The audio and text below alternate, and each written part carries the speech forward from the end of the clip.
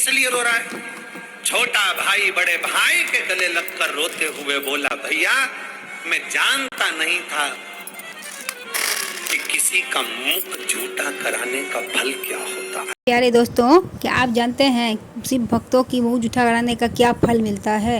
अगर नहीं जानते हो तो इस कथा को अवश्य सुनें। संवाद शिव महापुराण के अंदर बताता है, एक गांव में दो भाई रहते थे। गांव के अंदर दो भाई का निवास, दो भाई,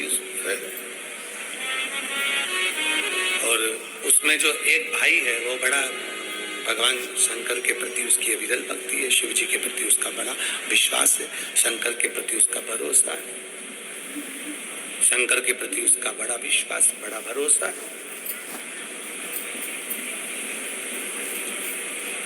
और दूसरे नंबर का जो भाई है, दूसरे नंबर का जो उसका भाई है, वो इतना भरोसा नहीं करता था, विश्वास नहीं करता था, उसकी दृढ़ता इतनी नहीं, उसका भरोसा इतना नहीं।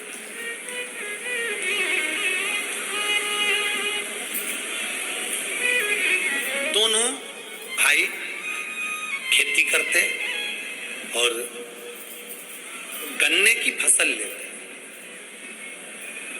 गन्ना जानते हो? अरे बोलो तो जम के, जानते हो ना गन्ना? यहाँ और कुछ बोलते हो तो बात दूसरी है।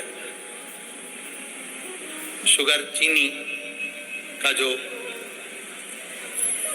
ईख भी कई लोग बोल देते हैं उसको, ईख, गन्ना। दोनों भाई गन्ना लगाते, गन्ने की फसल लेते और गन्ने की फसल लेकर उसका आधा गन्ना तो वो शुगर मिल में भेज देते, शुगर फैक्ट्री में, और आधा गन्ना उसका जो है वो गुड़ बनाने में काम में ले लेते। दोनों भाई, समय निकलता गया, निकलता गया, निकलता गया, और दोनों भाई खूब अच्छे से अपना जीवन जी रहे, खूब अच्छे से अपने जीवन का यापन कर रहे। दोनों भाई खूब अच्छे से अपनी जिंदगी जी रहे हैं। दोनों भाई अपने जीवन को, अपनी जिंदगी को बहुत श्रेष्ठता में जी रहे हैं, बहुत।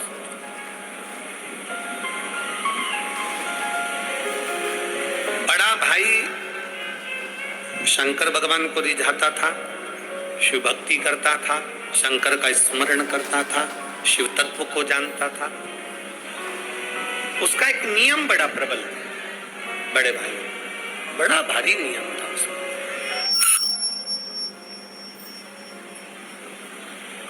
उसके दरवाजे पर अगर कोई भूलवश शिव भक्त आ जाता, उसके दरवाजे पर कोई शंकर का भक्त पहुंच जाता, उसके दरवाजे पर अगर कोई शिव भक्त आ जाता, तो वो उसको बिना गन्ने का रस पिलाए भेजता ही नहीं।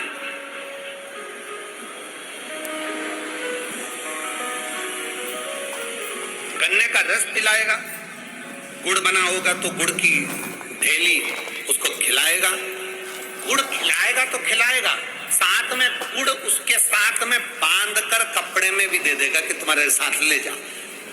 2 डली, 3 डली, 4 डली गुड़ की उसने बांधी और दे दिया, ये गुड़ की डली लेकर चले गए, गुड़ इसको बांध कर दे दिया उसको और ले जा। गुड़ की डली बांध कर उसको दे दिया, ये ले।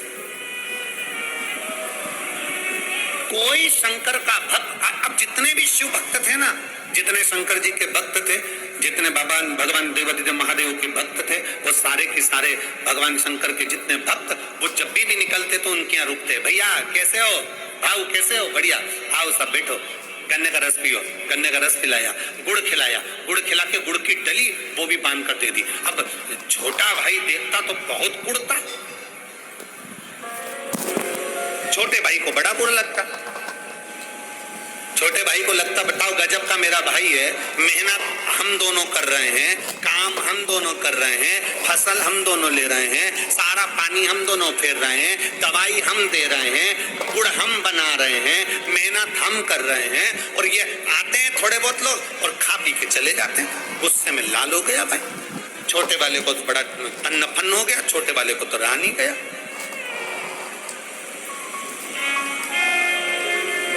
छोटे वाले से रहा नहीं जाता, छोटे वाले तन्नपन्न कर। उसके मन में आया कि ये सब भैया कब तक खिलाते रहेंगे, भैया कब तक देते रहेंगे।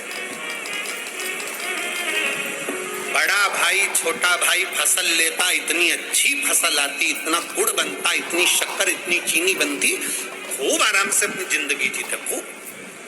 एक दिन छोटे भाई को लगा कि मेरा शंकर जी का भगत भैया ये शंकर जी के मंदिर में जाए तो शंकर जी के मंदिर में गुड़ चढ़ा करा जाए, ये शंकर जी के मंदिर जाए तो गन्ने का रस चढ़ा करा जाए, ये शंकर जी के भगत होना है तो खूब खिलाए पिलाए।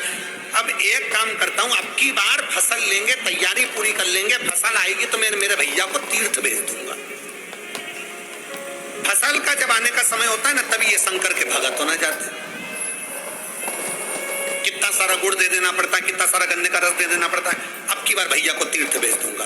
अब वापिस फसल आई, छोटे भाई ने देखा पूरी फसल आ गई, दोनों भाइयों ने मिलकर लगा ली, फसल आने का समय आ गया, गुड़ बनाने का समय आ गया, गन्ना काटने का समय आ गया, शुगर मिल में गन्ना भेजने का समय आ गया। तो छोटे भाई ने अपने बड़े भाई के पांव दबाते दबाते कहा, भैया मेरा मन है, आप अभी तक कोई तीर्थ नहीं गए हो, भैया आप तीर्थ चले जाओ, अब की बार फसल में काटूंगा, शुगर मिल में भेजूंगा, शुगर फैक्ट्री में मैं भेजूंगा, गुड़ में बनाऊंगा, आप चले जाओ, आप तीर्थ करिए।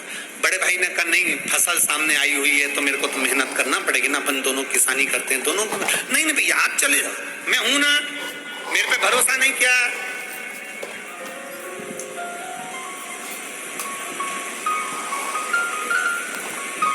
मुझ पे भरोसा नहीं किया,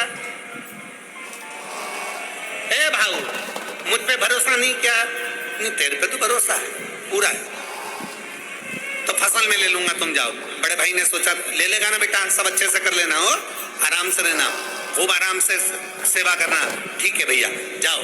अब बड़ा भाई तो चले गया तीर्थ, छोटे भाई ने मन में सोचा अब आओ तुम गन्ने का रस पीने, अब आओ तुम गुड़ खाने।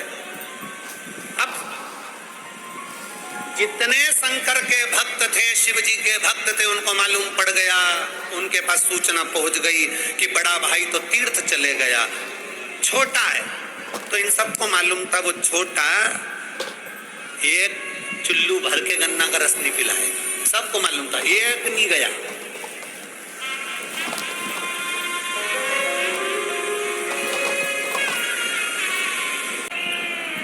पूरे नगर वालों को मालूम पड़ गया, पूरे क्षेत्रवासियों को मालूम पड़ गया कि बड़ा भाई तीर्थ करने गया है, छोटा भाई घर में है, कोई नहीं जाता, कोई गन्ने का रस पीने नहीं गया, कोई गुड़ खाने नहीं गया, कोई गुड़ लेने नहीं गया, कोई नहीं गया। अब भाई ने उसने सोच के रखा था मैं किसी को भी गन्ने का रस नहीं दूंगा, मैंने मेहनत करी है, गुड़ नहीं दूंगा, मैं शुगर नहीं दूंगा, चीनी नहीं दूंगा। बस उसने अपना गुड़ बनाया, उसने अपना गन्ना शुगर फैक्ट्री में भेजा और फसल पूरी दे दुआ के सारा हिसाब लगाया। हिसाब लगाने पर मालूम पड़ा उसको कि हर साल जितनी फसल आती थी, हर साल जो पैसा आता था उससे केवल आधा पैसा अब की बार आया।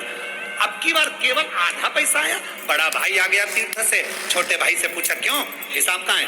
बड़े भाई ने हिसाब मांगा, छोटे भाई ने हिसाब दिया। बड़े भाई की आंख में आंसू आ गए। छोटे से कहा छोटे, मैं जब गया था फसल अच्छी थी, मैं गया था जब गन्ना अच्छा था, फिर ये इतना कम हिसाब कैसे आया? भैया शक्कर का भाव कम हो गया, चीनी का भाव कम हो गया, भैया गुड़ का भाव कम हो गया, इसलिए हमारे पास में कम पैसा आया, कम पैसा आया।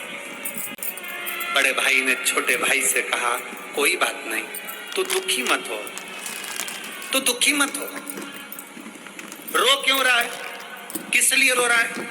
छोटा भाई बड़े भाई के गले लगकर रोते हुए बोला भैया मैं जानता नहीं था कि किसी का मुख झूठा कराने का फल क्या होता है।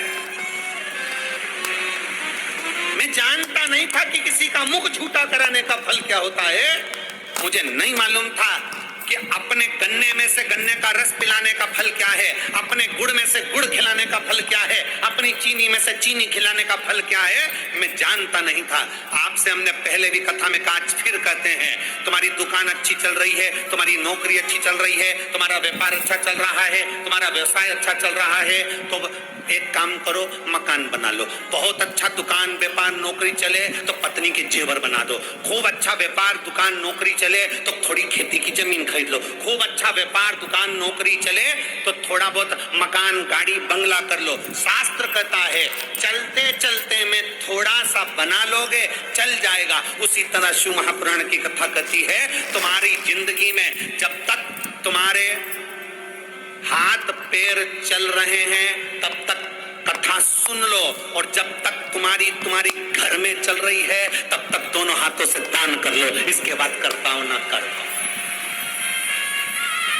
चलती दुकान में से थोड़ा सा सामान निकाला, भूखे को भोजन करा दिया, प्यासे को पानी पिला दिया, भोजन करा दिया, अन्नदान कर दिया। हम आपसे कभी नहीं कहते कि तुम करोड़ों का अन्नदान करो। हम आपसे कहते हैं अगर घर से आ रहे हो तो कुछ रोटी, थेपला, पराठा, पूड़ी, बेसन, रोटी कुछ भी बना कर लिया और मुख झूठा कराओ इन शिव भक्तों का। उस छोटे भाई ने गले लगकर आंख में आंसू भर कर कहा, भैया तू शिव भक्तों के मुख झूठे करा देता था इसलिए फसल भी अच्छी आती थी, तो शिव भक्तों का मुख झूठा करा देता था इसलिए पैसा भी अच्छा आता था। हमने देखा है, हम अपनी व्यासपीठ से कहते हैं एक इतनी छोटी सी डायरी ले लो और किसी को अगर 5 रुपए का पानी पिलाया है शिव महापुराण के अंदर, इन शिव भक्तों की सेवा करिए। अगर 5 रुपए का पानी पिलाया है तो एक डायरी पर तारीख के समेत लिख कर रखो, 3 महीने के बाद हमको बताना वो 5 रुपया तुम्हारा 5,000 के बराबर हुआ कि नहीं। मेरा ओघड़ बाबा, मेरा ओघड़दानी, मेरा शंकर, मेरा त्रिकालदर्शी, मेरा कैलाशी, अविनाशी शिव जितना शिव महापुराण की कथा में लगा लेता है उससे लाख गुना मेरा कुबेर भंडारी वापिस चुका देता है, वापिस दे देता। तो दोस्तों, आपको यह वीडियो कैसा लगा कमेंट बॉक्स में ज़रूर बताना।